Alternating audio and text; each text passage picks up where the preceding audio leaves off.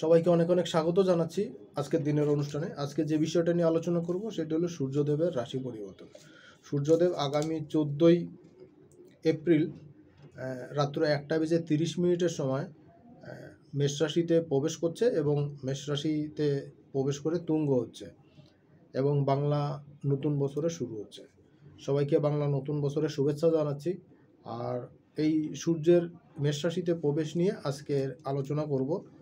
প্রথমত সার্বিক বিষয় নিয়ে, পরিস্থিতি নিয়ে আলোচনা করব এবং দ্বিতীয় অংশে যথারীতি 12টা রাশির জন্য রাশিফল নিয়ে আলোচনা করব। তো দেখুন, সূর্যদেব যখন রাশি পরিবর্তন করছে, রাশি চেঞ্জ করছেন, তখন কিন্তু লগ্ন থাকছে মকরের ঘরে এবং প্লুটো অবস্থান করে থাকবে। এরপরে সূর্য যখন বের হয়ে যাবে তখন কিন্তু সেইখানে রবির সঙ্গে বুধেরও অবস্থান থাকবে, আর বুধ থাকবে 4°24' সময়। এবং আরও একটা বিষয় হচ্ছে,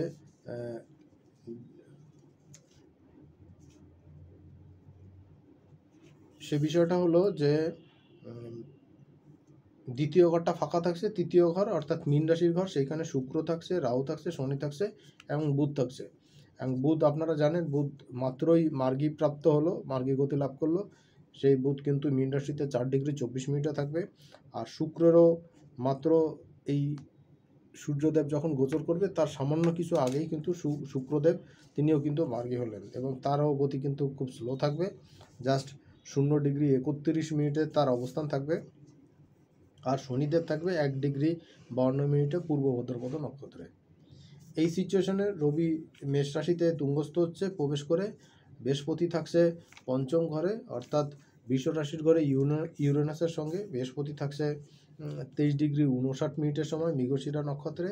আর ষষ্ঠ ঘর মিথুনের ঘর ফাঁকা থাকছে। সপ্তম ঘরে থাকছে মঙ্গল নিচস্থ অবস্থায়। অষ্টম ঘর ফাঁকা থাকছে সিংহ রাশির ঘর। নবম ঘরে কেতু থাকছে।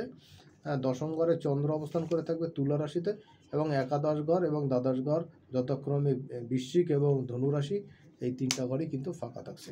এই সিচুয়েশনে ফলাফলটা কি হতে যাচ্ছে দেখুন, রবি যখন মেষ রাশিতে প্রবেশ করছে তার অপোজিট কিন্তু চন্দ্র থাকছে। ফুল মুন কিন্তু আমরা তখন দেখতে পাবো, ফুল মুনের অবস্থান থাকবে পরিপূর্ণভাবে, এটা অবস্থান হয়ে থাকবে। আর এই সময়টাতে সূর্যদেব প্রবেশের পরপর কিন্তু তার পিছন পিছন শুক্রও কিন্তু প্রবেশ করবে। তো দেখুন, শুক্র প্রবেশ করবে সেটা কিন্তু বেশ খানিকটা সময় নিয়ে, কারণ শুক্র যতক্ষণে মেষ রাশিতে প্রবেশ করবে মীন রাশি ত্যাগ করে, ততক্ষণে কিন্তু সূর্যদেব মেষ রাশি ত্যাগ করে পরের রাশি বৃষ রাশিতে চলে গিয়ে সেটারও প্রায় অর্ধেকের মতন জায়গা সে পরিবহন করে ফেলবে। তো এই সিচুয়েশনে ফলাফলটা কিন্তু বেশ পরিস্থিতি কিন্তু বেশ নাজুক হচ্ছে। অর্থাৎ বুধ এবং শুক্র সহাবস্থান হচ্ছে রাহুর সঙ্গে এবং সেইখানে আপনারা জানেন যে গত 29 তারিখে শনিদেবের প্রবেশ হচ্ছে। প্রবেশ করার পরে এখানে কিন্তু 4টা বড় প্ল্যানেট অবস্থান করছে সূর্যদেব বের হওয়ার পরেও। আপনারা নেপচুনকে কনসিডার করলেও কিন্তু মীন রাশিতে রাহু, নেপচুন, শনি, বুধ এবং শুক্র, এই যে মেজর 3টা প্ল্যানেট কিন্তু তারা এখানে থাকছে। এখন শুক্র বুধের এই কম্বিনেশনে কিন্তু পরিপূর্ণভাবে সেই লক্ষ্মীনারায়ণ যোগটা এখানে তৈরি হচ্ছে এবং এইখানে তার মধ্যে কিন্তু রাহু মঙ্গলের যে যোগটা তৈরি হচ্ছে সাব্বির দোষ, এটা কিন্তু ফল এখানে পরিপূর্ণ দিয়ে যাবে। রবি বের যাওয়ার কারণে কিন্তু সেই বীজ যোগটা বা রাহু রবির যে গৌণ দোষ সেইটার প্রভাবটাও কিন্তু এখন কমে যাচ্ছে। অর্থাৎ বেশ খানিকটা নেগেটিভিটি কিন্তু এখানে রিলিফ হওয়া শুরু করবে প্রত্যেকটা মানুষের ক্ষেত্রে, জীবজগতের জন্য কিন্তু প্রযোজ্য হবে। এখন মীন রাশিতে এই ঘটনাগুলো যখন ঘটছে, মীন রাশি ত্যাগ করে সূর্যদেব কিন্তু মেষ রাশিতে চলে যাচ্ছে। এখন মেষ রাশিতে যখন যাচ্ছে মঙ্গলের ঘর এবং সূর্যদেব, আপনারা জানেন যারা টুকটাক জ্যোতিষের খবর রাখেন যে সূর্যদেব কিন্তু মেষ রাশির ঘরে কিন্তু তুঙ্গস্থ হন এবং প্রথম 10° পর্যন্ত তার তুঙ্গস্থান এখানে থাকে। তা সূর্যদেব কিন্তু এখানে প্রবেশ করছে এবং 0 থেকে 10° পর্যন্ত তার অবস্থান কিন্তু অনেক বেশি জোরালো কিন্তু আপনারা দেখতে পাবেন। সেই কারণে দেখবেন অনেকগুলো কাজ, অনেকগুলো প্রতিবন্ধকতার মধ্যে দিয়ে চলছিল দেশের পক্ষে, সামাজিকতার ক্ষেত্রে, পারিবারিক ক্ষেত্রে, সেই প্রতিবন্ধকতাগুলো কিন্তু এখন কাটা শুরু হবে। অর্থাৎ কর্মসংক্রান্ত জায়গাতে দেশের প্রধানদের ইমেজ নষ্ট হওয়ার যে জায়গা ছিল, এই জায়গা থেকে কিন্তু রিলিফ পাওয়া, বা পরিবারের প্রধান যারা আছে বা যারা বিভিন্ন পদ পজিশন হোল্ড করে আছেন তাদের জন্য কিন্তু ডিপার্টমেন্টের প্রধান যারা আছেন তাদের জন্য কিন্তু পদ পজিশনের জায়গাতে একটু ডিস্টার্ব চলছিল, সেই ডিস্টার্বের জায়গা থেকে কিন্তু বেশ খানিকটা রিলিফ কিন্তু আপনারা পেয়ে যাচ্ছেন। এইটা কিন্তু রবির ট্রানজিটে মেষ রাশিতে আপনাদের কিন্তু প্রত্যেকের উপরেই কিন্তু এটা প্রভাব পড়তে যাচ্ছে।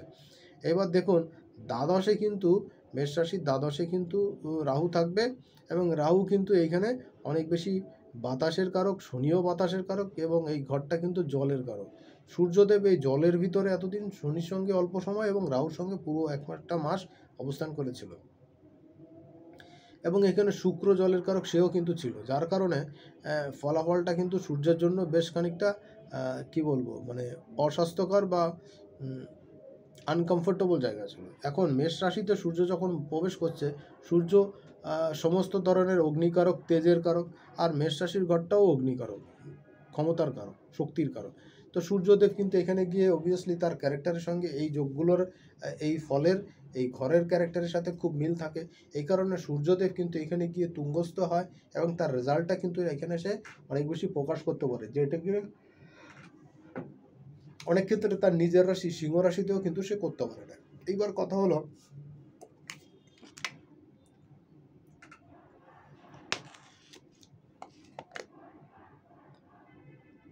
কালপুরুষের এই যে প্রথম ঘরে মস্তকে সূর্যদেব যাচ্ছে, এই মস্তকের ক্ষেত্রেই কিন্তু তার তাজ বা সিংহাসন বা তার মুকুটটা পরায় সূর্যদেব, কিন্তু সেই কারণেই মেষ রাশিতেই তুঙ্গস্থ হচ্ছেন, এবং তার সেই মুকুট তেজটা সে কিন্তু এখন প্রকাশ পাওয়া শুরু করবে। একই সময় এই ঘরের অধিপতি মঙ্গল সেও কিন্তু পুরো জুন মাসের 6 তারিখ পর্যন্ত এই কর্কটে কিন্তু নিচস্থ অবস্থায় থাকবে। তার মানে রাজা যতই শক্তিশালী হোক না কেন, তার সেনাপতি বা তার সেনাবাহিনী কিন্তু সেই পরিমাণ শক্তি সামর্থ্য কিন্তু এইখানে দেখাতে সক্ষম হবে না। এটা কিন্তু একটা মেজর বিষয় হিসেবে দেখা যাচ্ছে। তবে কি দুষ্কৃতিকারীরা কিন্তু এখন পানিশমেন্টের মধ্যে পড়বে, এবং তারা কিন্তু বিভিন্ন রকম হ্যাজার্ড, ঝামেলা, অগ্নিসংযোগ এইগুলো করার চেষ্টা করবে, কিন্তু করে কুলাতে পারবে না, এবং তারা কিন্তু পানিশমেন্টের মধ্যে পড়ে যাবে, তারা কিন্তু ধরাও খাবে। এই জায়গাটাতে কিন্তু বেশ খানিকটা বুঝে শুনে চলার দরকার। এইবার একটা জিনিস কি, তার দ্বাদশে অর্থাৎ মেষ রাশিতে যেখানে সূর্যদেব প্রবেশ করছে, তার দ্বাদশ ঘরে কিন্তু বুধ এবং শুক্র কিন্তু মার্গী হয়ে যাচ্ছে, মার্গী অবস্থায়, এবং সেইখানে কিন্তু রাহুর গতিও থাকছে, অর্থাৎ রাহু কিন্তু বুধকে এবং শুক্রকে কিন্তু খুব সহজেই প্রভাবিত করবে, মেলাফেক করে ফেলবে, এবং সেই অনুসারে কিন্তু অনেক অসামাজিক বা অসামঞ্জস্যপূর্ণ কাজ তারা কিন্তু করে ফেলবে মানুষকে দিয়ে, বা রাহু বুধকে দিয়ে এবং শুক্র দিয়ে কিন্তু করে ফেলবে। তো আপনাদের প্রত্যেককে বলবো এই সময় যার যার অবস্থান অনুসারে কি ধৈর্যকে ধারণ করতে এবং নিজস্ব বুদ্ধি বিবেচনাকে প্রয়োগ করে চলাচল করতে হবে, আদারওয়াইজ কিন্তু আপনারা বিভিন্ন রকম সমস্যার মধ্যে কিন্তু পড়ে যাবেন। আর 9 হাউসে কেতু থাকছে গোচরে সূর্যদেবের ষষ্ঠ ঘরে, সুতরাং শত্রুতা জায়গা কিন্তু খুব থাকবে, এবং গোপন শত্রুতা কিন্তু খুব আপনাদের ভোগাবে। এই জায়গাগুলো একটু মাথায় নেওয়া দরকার। আর এই মাসে কিন্তু বৃষ্টির সম্ভাবনা তুলনামূলক কম, এবং বাতাসের গতি থাকবে, যথেষ্ট পরিমাণ বাতাসের গতি থাকবে সূর্য মেষে থাকাকালীন সময় পর্যন্ত।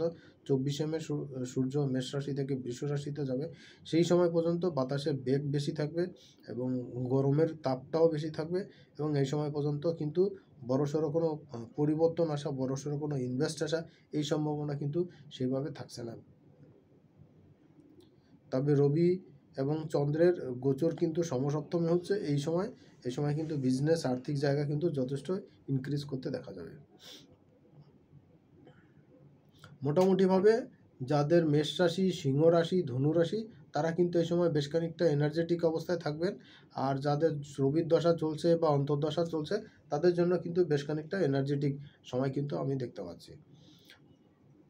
সরাসরি দ্বিতীয় পর্বের অনুষ্ঠানে চলে যাব মেষ রাশি থেকে মীন রাশি পর্যন্ত। মেষ রাশির জন্য কিন্তু সূর্যদেব পঞ্চমপতি, সে কিন্তু আপনার লগ্ন বা রাশিতেই কিন্তু গোচর করছে। সো এই সময় কিন্তু আপনার সপ্তমে তার পূর্ণ দৃষ্টি থাকবে, বিজনেস স্বপেশায় কিন্তু লাইমলাইটে আসবেন, আপনার পেশাগত ক্ষেত্রে কিন্তু সাকসেস বৃদ্ধি পাবে, কর্মসংস্থান কিন্তু তৈরি হবে, এবং সন্তান রিলেটেড কোনো গুড নিউজ কিন্তু এই সময় আপনারা পেতে পারেন। সন্তানের কোনো গুড নিউজ, গুড জব, এটা কিন্তু আপনারা দেখতে পাবেন। প্রেম ভালোবাসার ক্ষেত্রেও কিন্তু কোনো গুড নিউজ এই সময় মেষ রাশির জাতক জাতিকারা পেতে পারেন। প্রেম ভালোবাসা দাম্পত্য জীবনের কিন্তু কিছু রোমান্টিকতা, আহ, একসঙ্গে সময় কাটানোর জন্য, গুড টাইম পাস করার জন্য সবাই কিন্তু আপনারা থাকবেন, অপরচুনিটি কিন্তু আপনাদের থাকছে। দ্বিতীয় রাশি হলো বৃষ রাশি। বৃষ রাশির ক্ষেত্রে সূর্যদেব দ্বাদশে পরিভ্রমণ করছে, চতুর্থ পতির দ্বাদশে গমন। শত্রুতা কিন্তু এই সময় দমন হবে, এই সময় প্রতিযোগিতামূলক কাজে সাকসেস আসবে। এ সময় যারা রাজনীতির সঙ্গে যুক্ত বা বিভিন্ন রকম সামাজিক কাজের সঙ্গে যুক্ত, তারা সেই সমস্ত কাজের স্বীকৃতি পাওয়া বা সেই সমস্ত জায়গা থেকে কিন্তু কোনো পজিটিভিটি বৃদ্ধি পাওয়া, এগুলো কিন্তু আপনারা দেখতে পাবেন। বন্ধুস্থানীয় ব্যক্তির তরফ থেকে পূর্ণ সাহায্য সহযোগিতা এটা কিন্তু পাবেন। একাদশে গোচর হচ্ছে মিথুন রাশির জন্য। লগ্ন থেকে তৃতীয় পতি তার একাদশে গোচর এই সূর্যদেবের। আপনার কিন্তু লাইমলাইটে আসা, যেমন সন্তানের সাকসেস আসা, এবং আপনার নিজের লাইফের উন্নতির জায়গায় আপনার ক্যারিয়ার গ্রাফটা কিন্তু বৃদ্ধি পাওয়া, সোর্স অফ ইনকামের ক্ষেত্রে কিন্তু পজিটিভিটি আসা, বিশেষ করে যারা ফ্রিল্যান্সিং করেন বা বিভিন্ন সামাজিক কাজের সঙ্গে যুক্ত, তাদের জন্য কিন্তু সময়টা যথেষ্ট বেটার হচ্ছে। সন্তান সংক্রান্ত কোনো গুড নিউজ কিন্তু মিথুনের জন্য এই সময় দেখা যেতে পারে। পরের রাশি কর্কট। কর্কটের জন্য কিন্তু এই গোচরটা বেশ লাভজনক হচ্ছে। দশমে গোচর হচ্ছে, দ্বিতীয় পতি দশমে তুঙ্গস্থ হচ্ছে। কর্কটের জন্য এই সূর্যদেবের গোচর সব দিক থেকে বাম্পারের জায়গা। বন্ধুস্থানীয় ব্যক্তির তরফ থেকে পূর্ণ সাহায্য সহযোগিতা পেতে পারেন। কর্মক্ষেত্রে ব্যাপক উন্নতির জায়গায় এই সময় থাকছে, আয় উন্নতি কিন্তু বৃদ্ধি পাবে এবং আপনার লাইমলাইটে আসা পেশাজীবী মানুষের জন্য পেশার ক্ষেত্রে কিন্তু যথেষ্ট গুড নিউজ আপনারা এই সময় পেতে পারেন। পরের রাশি সিংহ। সিংহ রাশির অধিপতি সূর্য, তিনি কিন্তু নবমে তুঙ্গস্থ হচ্ছেন। পিতৃব্যের সাহায্য সহযোগিতা পাবেন, তার তরফ থেকে পূর্ণ সহযোগিতা এই সময় পেয়ে যাবেন। লাইফ পার্টনারের তরফ থেকে সাহায্য সহযোগিতা পাবেন। বিজনেসের ক্ষেত্রে বিজনেস সংক্রান্ত বিষয় বিনিয়োগের জন্য করা প্রচেষ্টা কিন্তু এই সময় কাজে লাগাতে সক্ষম হবে। বিনিয়োগ কিন্তু আপনার বিজনেসে বাড়বে। কন্যা রাশির ক্ষেত্রে অষ্টমে অবস্থান করছে দ্বাদশপতি। মাঙ্গলিক দোষের কারণ তৈরি হচ্ছে এখানে, কিন্তু তারপরে কিন্তু কর্ম সংক্রান্ত জায়গাতে ব্যস্ততা বাড়বে, কাজের চাপ বৃদ্ধি পাবে এবং আগের দিনের বা আগের মাসে না হওয়া কাজগুলো এই সময় করতে পারবেন। সেভিংসের জায়গাটা সময় বেটার হবে। পুরনো ধার বাকি ঋণ দিন এগুলো কিন্তু আদায় করতে সক্ষম হবেন। পরের রাশি তুলা রাশির ক্ষেত্রে একাদশপতির সপ্তমে গোচর। এই গোচরে কিন্তু আয় ইনকামের ক্ষেত্রে বিশেষ সুবিধা বৃদ্ধি পাবে এবং সবচেয়ে বড় কথা হলো তুলা রাশির লগ্নের ক্ষেত্রে হাঁটু থেকে হাঁটুর নিচের অংশে ছোটোখাটো চোটাঘাত লাগার সম্ভাবনা যেমন থাকছে নেগেটিভ অর্থে, তেমনি কিন্তু প্রেম বিবাহ দাম্পত্য জীবনে কিন্তু গুড নিউজ এই সময় আপনারা পেয়ে যাবেন।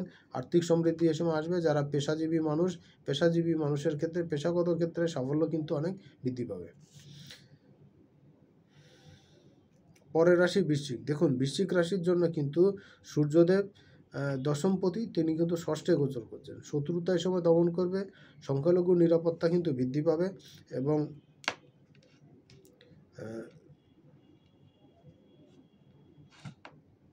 তুলার ক্ষেত্রে আরেকটা জিনিস হচ্ছে যে এই সপ্তমের প্রেম ভালোবাসা দাম্পত্য জীবন রোমান্টিকতা এই সময় ভরপুর থাকবে, আর্থিক সমৃদ্ধি আসবে এবং বিজনেসের ক্ষেত্রে পেশার ক্ষেত্রে কিন্তু লাইমলাইটে এই সময় আসতে পারবেন।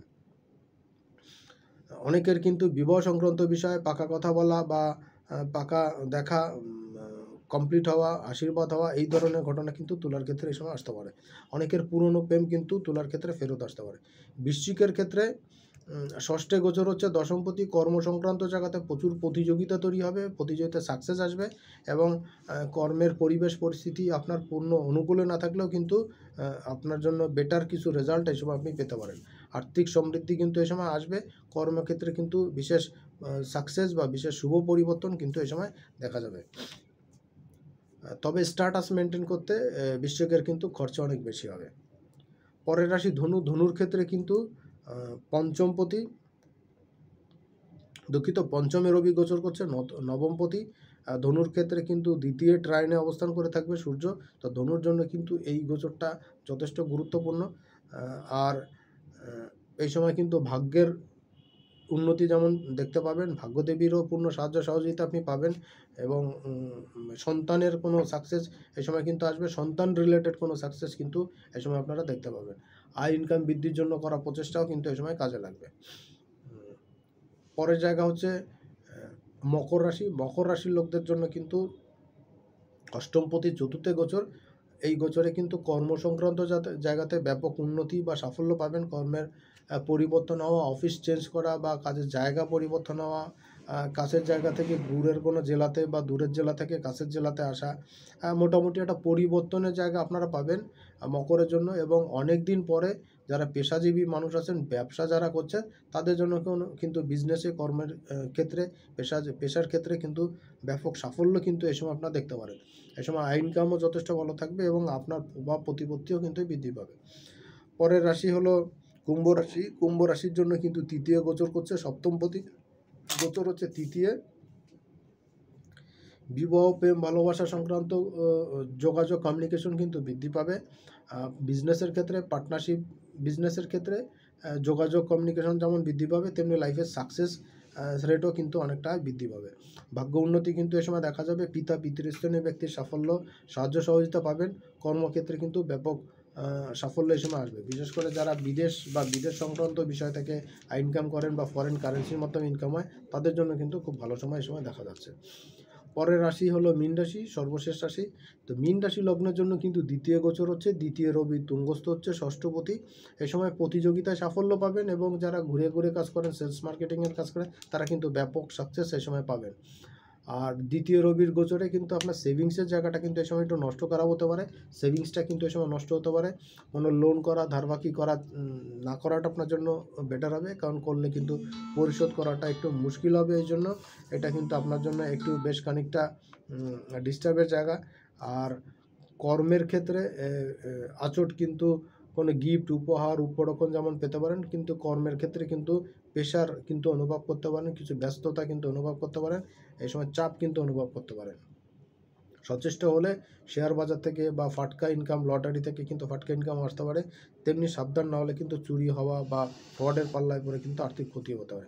আর যারা স্বপেশায় যারা আছেন, জ্যোতিষ, ডাক্তার, উকিল, এই ধরনের পেশায় যারা আছেন, তাদের জন্য কিন্তু এই সময় যথেষ্ট স্ট্রং জোন থাকছে। এই সময় তারা প্রচেষ্টা চালালে কিন্তু বড়সড় কোনো সাফল্য কিন্তু, চমকানো সাফল্য কিন্তু এই সময় আপনারা পেতে পারেন। মোটামুটি এই ছিল সূর্যের গোচর নিয়ে বাংলা নতুন বছরের শুরুতে আপনাদের রাশিফল কেমন ছিল সেই নিয়ে সংক্ষিপ্ত আলোচনা। এর বাইরে যদি কোনো প্রশ্ন থাকে অবশ্যই জানাবেন, চেষ্টা করব সেই নিয়ে উত্তর দিতে বা আলোচনা করতে। সবাই অনেক অনেক ভালো থাকবেন, সুস্থ থাকবেন। আর বাংলা নতুন বছরের আবার অগ্রিম শুভেচ্ছা থাকলো সবার জন্য। আজকের মতন এখানে বিদায় নিচ্ছি।